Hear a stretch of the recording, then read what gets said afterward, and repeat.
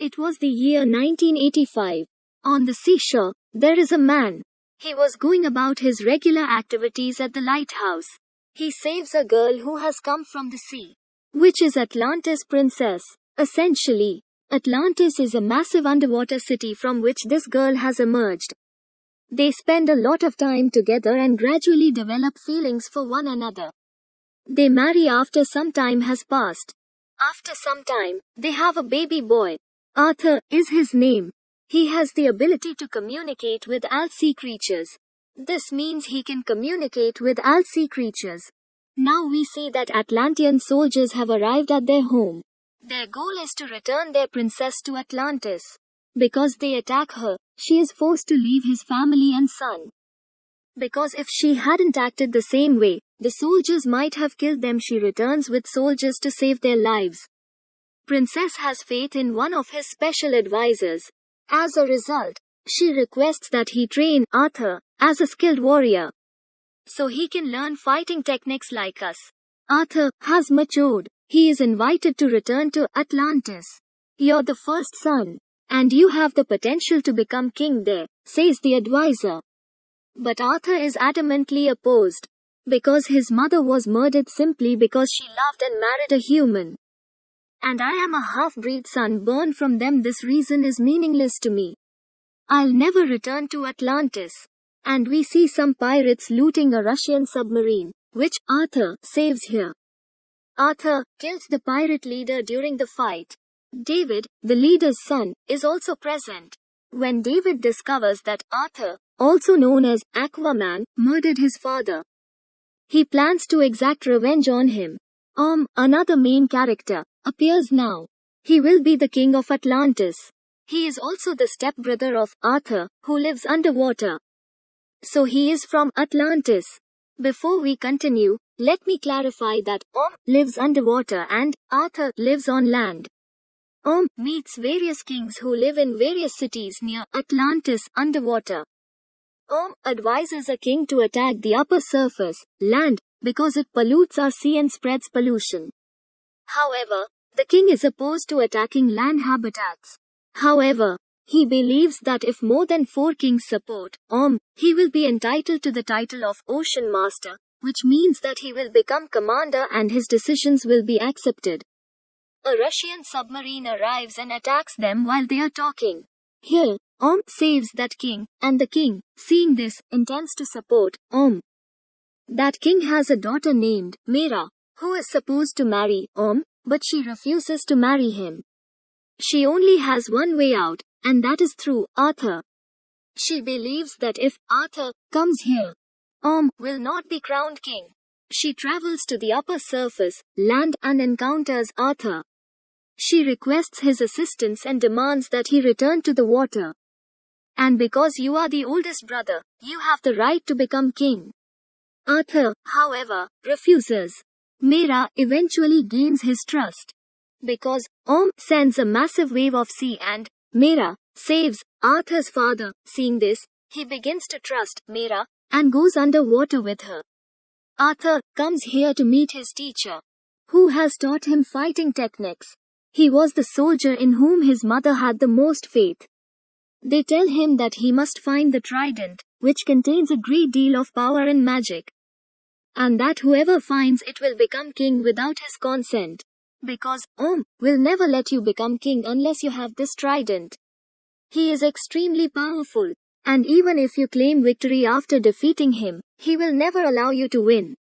While they are conversing, soldiers from Om's army arrive and attack them, and Arthur is captured.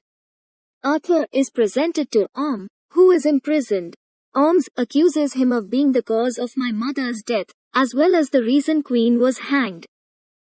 His brother tells Arthur, I am giving you a chance. Leave this area for good and never come back in the water.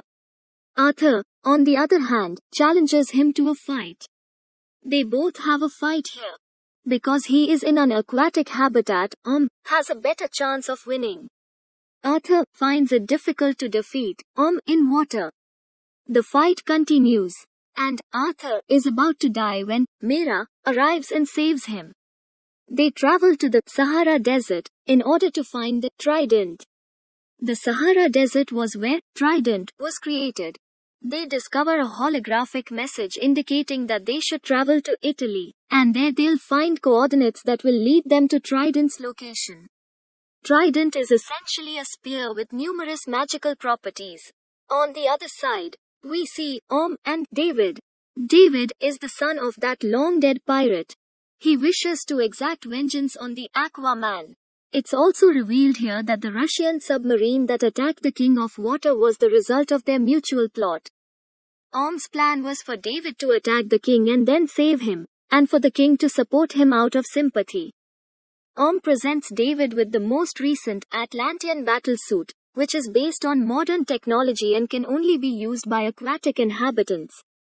David puts this technology to the test and is ecstatic that he can now exact revenge by killing Arthur.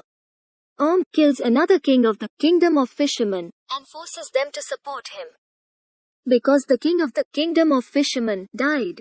As a result, he makes the queen and princess fight on the front lines. He requests that they collect army. David appears here, transforming a modern technology suite into a superhero suit for him. Black Manta, he calls it. He gains tremendous power after donning this suit. When David attacks, we see that Arthur and Mera are in Italy to find those coordinates. David and Arthur get into a heated argument there. Arthur finally throws David down the mountains. Arthur was injured during the fight. Mera heals his wounds and gives him strength.